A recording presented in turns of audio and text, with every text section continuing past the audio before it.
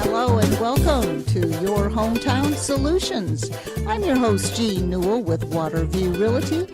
And with me in the studios today is my co-host, Jonathan Lack. Hello, Jonathan. Hello, Jean. I'm glad to be back and looking forward to a great show. Yes, we have an exciting guest on with us, which we'll bring on in just a moment. And we want to talk a little bit about the community services and some of the things that are provided that perhaps our audience doesn't know about. And one of the things that you do, Jonathan, and I want to tell everybody again what hats you wear in the county. And actually the South Brevard and South Broward. I'm getting everything confused. You're in South Broward as well as in Brevard County and Dade County. You handle real estate. You're a real estate attorney. You handle the real estate law in Dade and Broward County, West Palm Beach, as well as Brevard. And also you're the owner and broker of Waterview Realty and Waterview Title. So I always say you wear three hats, and we're always happy to have you on the show because you can talk real estate forwards and backwards. Well, again, thank you, Jean. And I think what you were trying to say is I handle the South Florida area, which is Dade, Broward, and Palm Beach counties, but the South Florida area as well as Brevard County, and really all of the state of Florida, those are my areas of specialty. And yes, I like to think that if you have a real estate question of any sort, whether it's buying, selling, transactional related, distressed property, which is what we'll be talking about in a moment, I am a go-to resource for you. Exactly. I'm from South Florida as well as you are, Jonathan. And I know when I first moved here, when we used to type contracts, that was the old days, Broward County and Brevard County are so close in when you're typing that I think a lot of contracts say Broward County on them when they were supposed to say Brevard because the old typing, I'd have to go back and exit out because that is pretty close in spelling. And we've been up here. I've been up here for 30-some years in the Brevard County area and really love it. But we do provide a lot of service for people out there that are interested in either saving their home, selling their home, buying another home, maybe adding people to their titles, all kinds of services. So one of the things we want to talk about just for a couple minutes, because it does tie in with our guest today, Jonathan, you do a lot of volunteer work in the community. And one of the things that you speak on, and you do presentations, and you're the advisor in this county as well as several others, is the Hardest Hit program.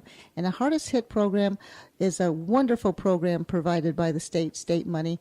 And it has a lot of different arms to it. But let's talk a little bit about the Hardest Hit program and what kinds of things that can provide for our community.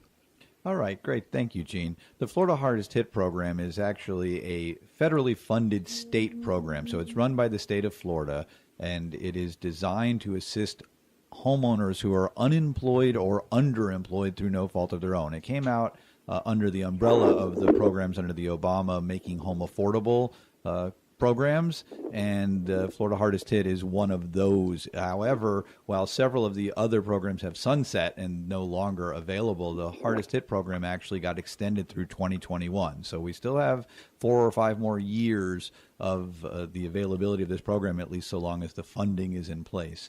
The program assists homeowners with their mortgage payment if they've lost their job.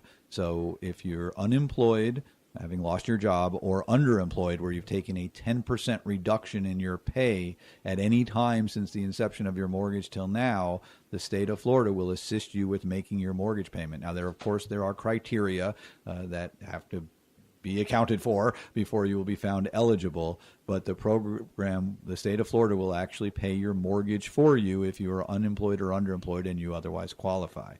That's so important, because if you are trying to get assistance and trying to find a job and you've gotten behind on your mortgage payments, this program will help pay any mortgage payments in the arrears and get you up to date, as well as assist you in the future if you still are unemployed and you need help. A lot of people are not aware of that, and that's just one of the many services that people don't know, but they learn about it at our different community service organizations. And saying that, this is how I'm going to segue into our guest. We have a special guest on the line with us today.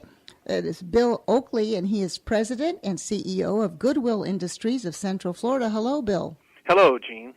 And one of the things that you provide there at Goodwill is all about the job market. Would you tell us a little bit about the job market in Central Florida? And is Central Florida your umbrella? Does that include Brevard County, or is that just the Orlando area? No, it does include Brevard County, and of course, the Hardest Hit program and Jonathan Lack have been presenters at our West Melbourne Job Connection Center, co-located with our Goodwill retail store. To answer your question, Goodwill Industries, first of all, is a confederation. We have a national brand, but we're in fact a network of independent organizations. So Goodwill Industries of Central Florida is an Orlando headquartered, Florida-based corporation, more than 50 years old, with active services in Orange, Seminole, Osceola, Lake Volusia, and Brevard counties. Well, that's wonderful. A lot of people don't realize that it's not just a resale store where they can go in or drop off their donations. You actually provide a lot of services for the job market. One of the things I'd like you to discuss is amid the job growth here in the area, who is getting left behind?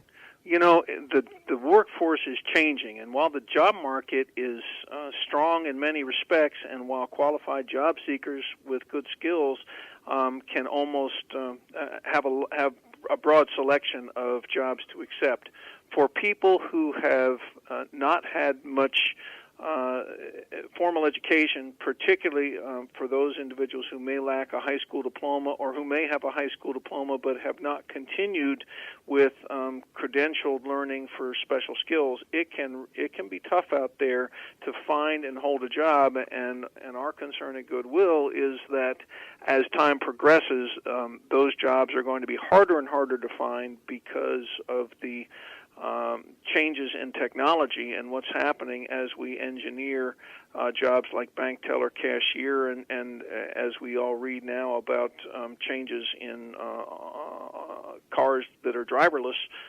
even vehicle operations. So as those kinds of jobs go away, it's going to be vitally important for the people that we serve and for any job seeker who really wants a career to make a commitment to lifelong learning and to ensure that you have both the basic credentials and are willing to creatively apply the skills that you have and build new ones to continue to be desirable to employers on a career-oriented basis.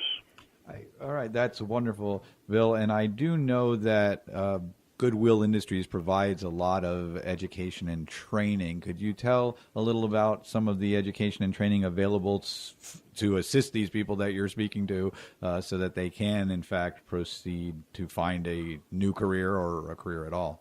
Well, first and foremost, one of the cornerstone services that we offer at Goodwill we call JobWorks 101, and it is simply an employability skills workshop because getting a job often is a job. And so making sure that your resume is professional and up to date, making sure that you know how to handle the tough questions you may expect to hear in a job interview, being properly groomed, and being able to look prospective interviewers or prospective employers in the eye are all important things. And so we actually have classes on that to show people, to help people prepare.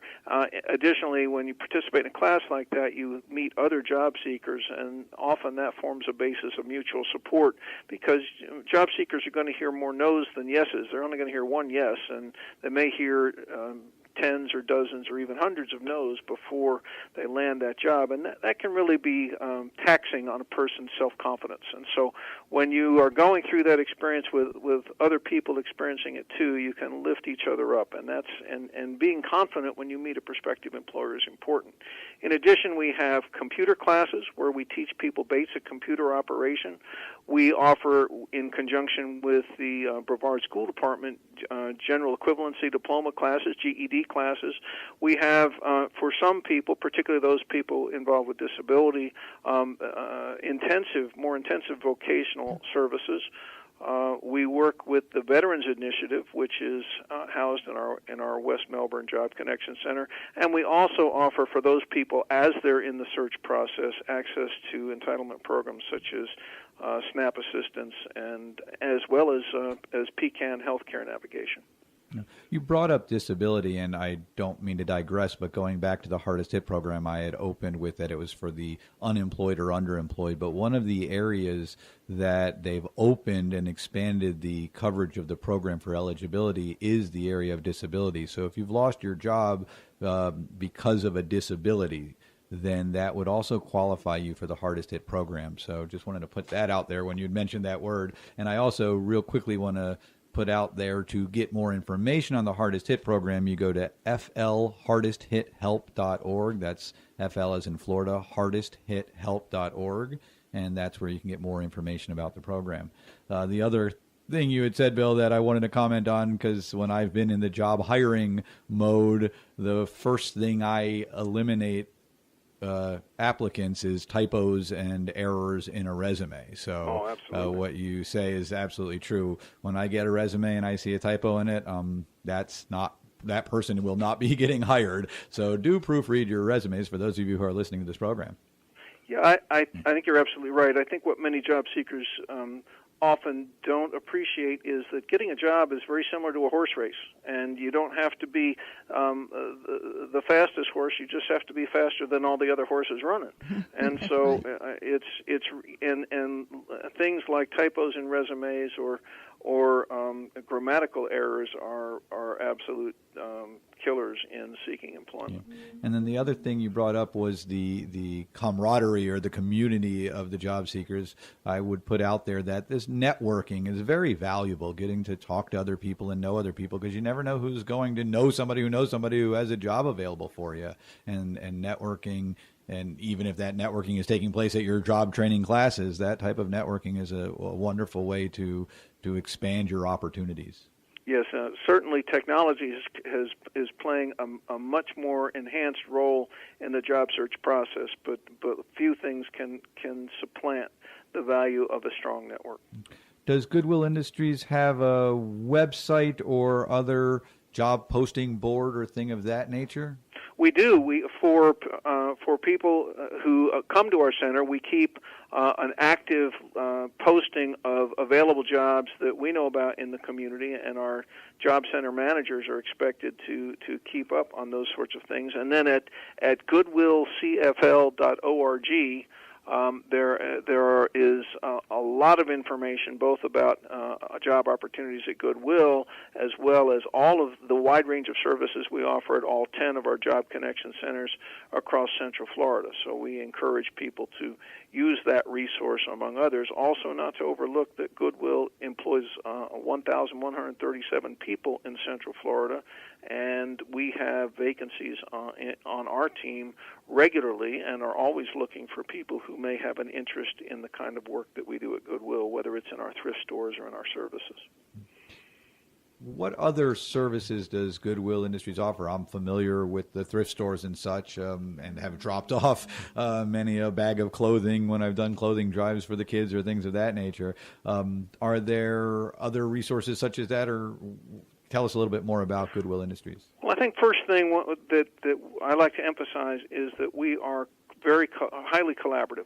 And so we work, hence our relationship with the Brevard School Department, to make people, to exploit existing services so that we don't duplicate things. And we use a lot of our bricks and mortar assets to house and host a wide range of other organizations who can be supportive to people who need us most. And I think that's a very important issue. We develop programs in response and in relationship to local need. For example, in Orange County, and we celebrated today a high school graduation for a collaborative program we have with the Orange County Public School System as an alternative high school center. And so we have a school with a capacity of 45 students, and we celebrated the graduation of 10 of those students with Orange County Public School diplomas today. We're very proud of that.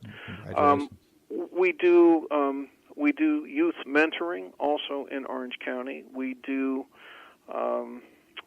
job placement for special populations. We do job placement for people coming out of the foster care system. And we are very concerned